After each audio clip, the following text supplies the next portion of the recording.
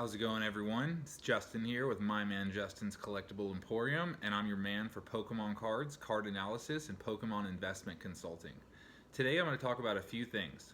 First, I'm going to talk about some market insight and some advice to give to people that are getting into the buying and selling of Pokemon cards. It's actually a great way to offset your cost for your collecting itself, because when you buy bigger collections, you can sell off the majority of the cards and keep the cards that you want for yourself for free and even make some money. So there is ways to really be frugal about your Pokemon purchasing. And the way this is done is, and I'll show you a collection I just purchased to showcase this, is that there's collections out there that will give you they're a low level investment, they're a higher level of return, but they require a larger amount of work to actually sell. So I'll explain that. I'll get into that collection I just purchased and talk about it.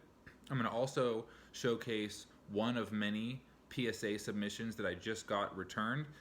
The submissions that I last did are in various service levels.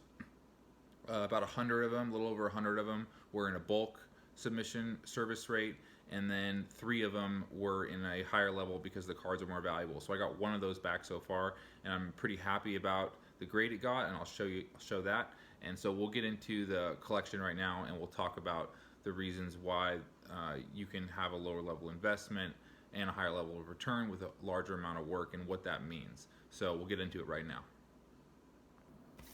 So first, I'll just quickly show off this card.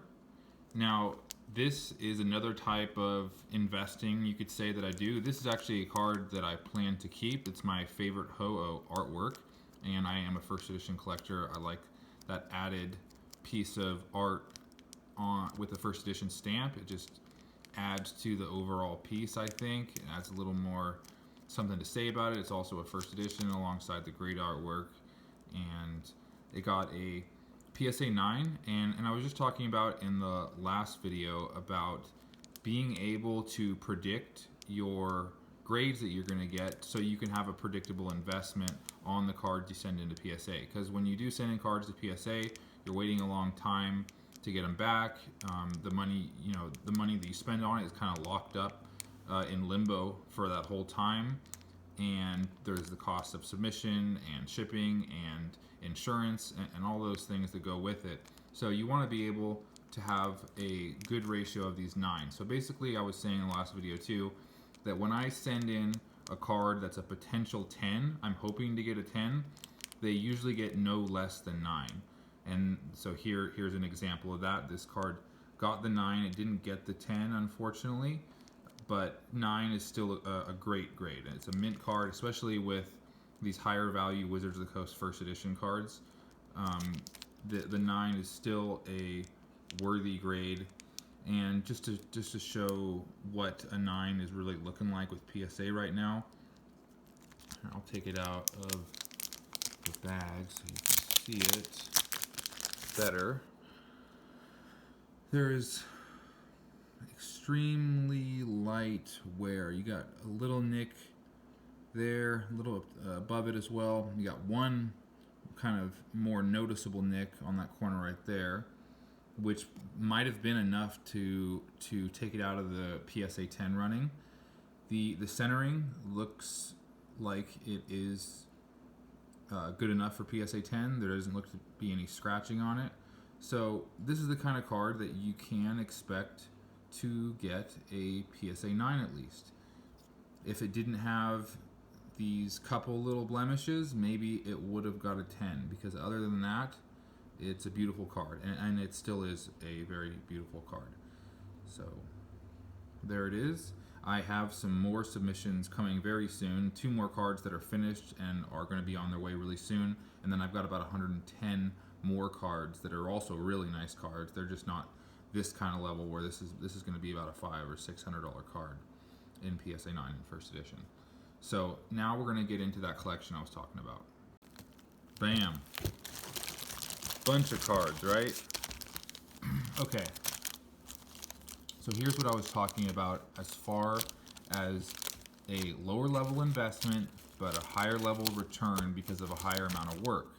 So as you can see right here, there's just kind of a bunch of cards everywhere.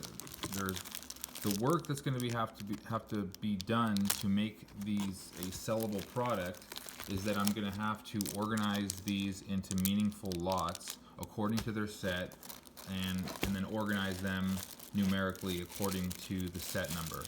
And this bag right here, this is all of the holo and ultra rare cards that I took out that'll be sold individually. So that's kind of the first step. Find all the most valuable cards that are actually worth selling individually, and then put those aside to sell individually.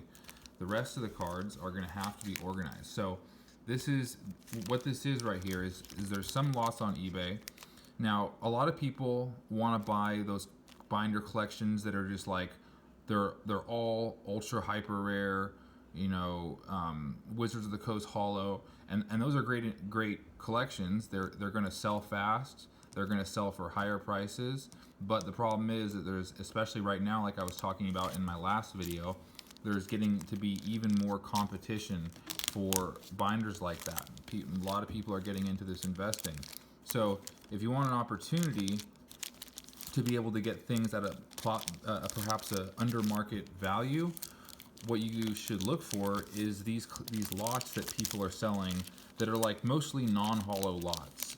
You know, these are just cards. They're just essentially bulk cards, but they're bulk cards from older sets. Like here's these are all expedition cards. There's also some Aquapolis in here.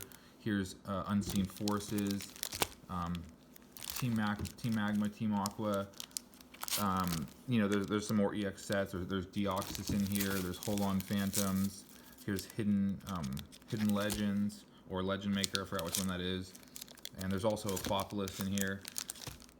Here's Crystal Guardians. So these are really desirable sets. And the thing is that these are actually sought after right now. Just from my own, and here's EX Team Rocket Returns, a great set. And like I've been saying in past videos, actually, these organized lots are selling really well right now, actually.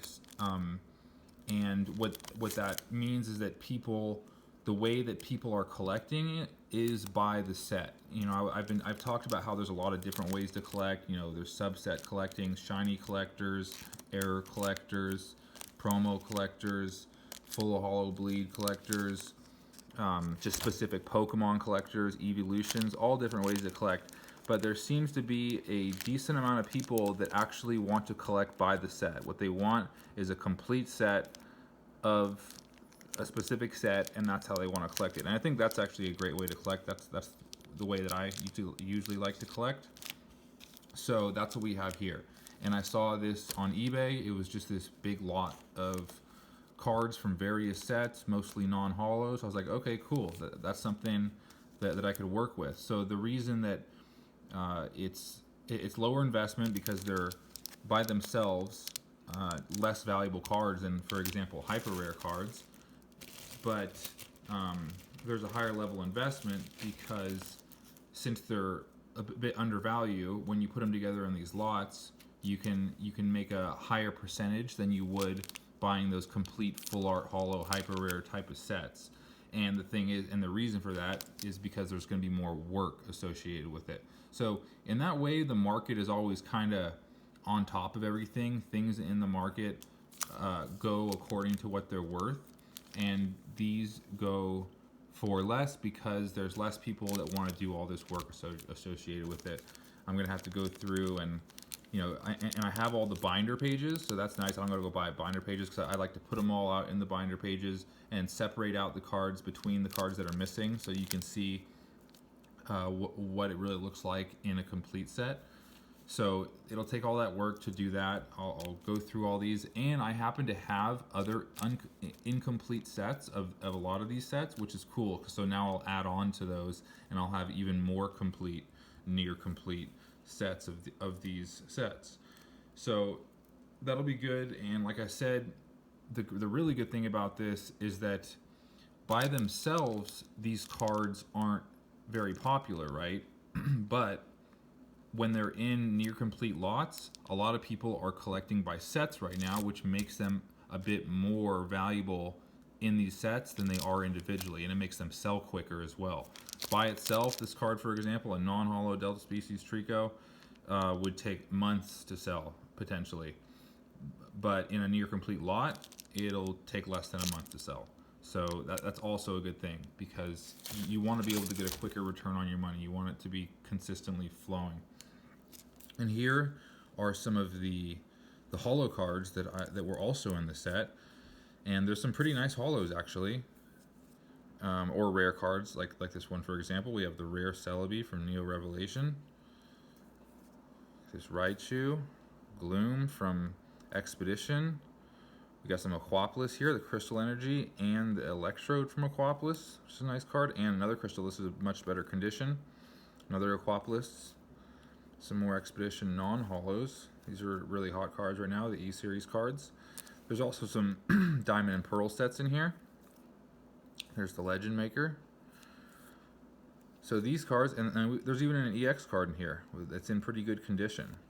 You can see a little crease right there, but it's not too bad at all. Certainly a card that would look great in any collection.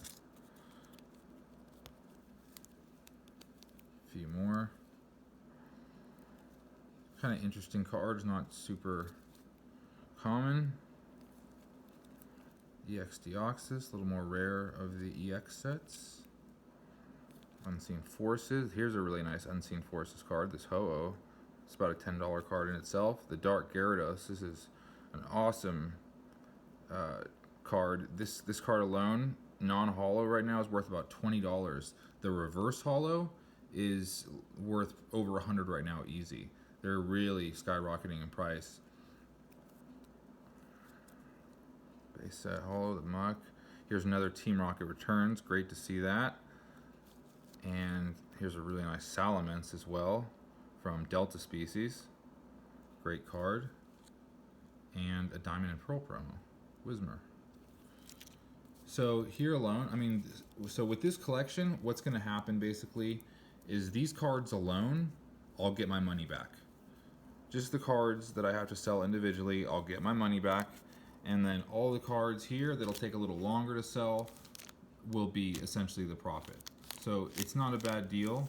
It's just, like I said, it's going to take a little time and a little work, but it's a good entry point for people that are just kind of getting into it.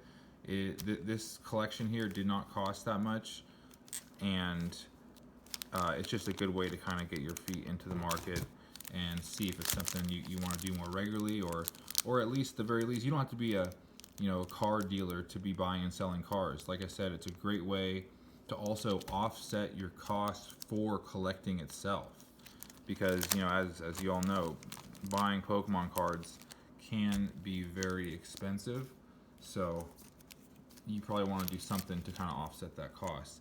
And I also wanted to note too, with this Ho-Oh, one thing I do is I look for these higher end cards in raw forms to see if I think that it's a card that's going to grade high, and I'm kind of patient with it. I look around eBay for a long time before I really decide, okay, yeah, this card is worth kind of gambling a bit on, because pictures only show so much and you never know what PSA is going to do. But with this card, it's what I did. I thought it was a good price in its raw form at the condition it was stated, and it worked out. This is going to be about a $250 profit if I sold it, but like I said, I'm probably not going to sell this one. This is my favorite Ho-Oh artwork, and I'm gonna have this for my own collection. But that's just another way to also invest, is to buy these higher end cards. You're gonna have to spend a few $100s, and that's a risk. But if you know what to look for, and you know the type of card that's gonna be a good investment once graded, you can make some decent money on it. So like I said, here be about $250, maybe $300 investment or profit on this card. So that worked out. So there it is. I hope you learned something that was beneficial to you, and maybe look out for these non-holo older card lots, because like I said, the other collections right now are just rapidly increasing in price, and the individual cards themselves are not increasing in price. So that makes it really tough right now to make money on these collections. So always got to be one step ahead and finding ways to find products that are under the market value so that you can actually have a chance to make some money. And that's what I think this is a good opportunity, these kind of deals right here.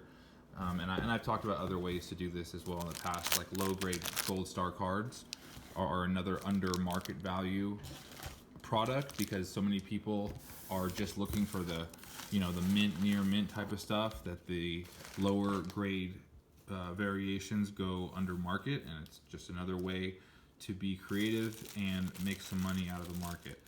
So just yeah, keep your eyes out. Always try to be out front and be creative. Find ways that can make a good value and investment on your money. So I will see you on the next broadcast. I have another collection coming this week, and I'll showcase that one as well. And until then, I'll see y'all next time. Thanks.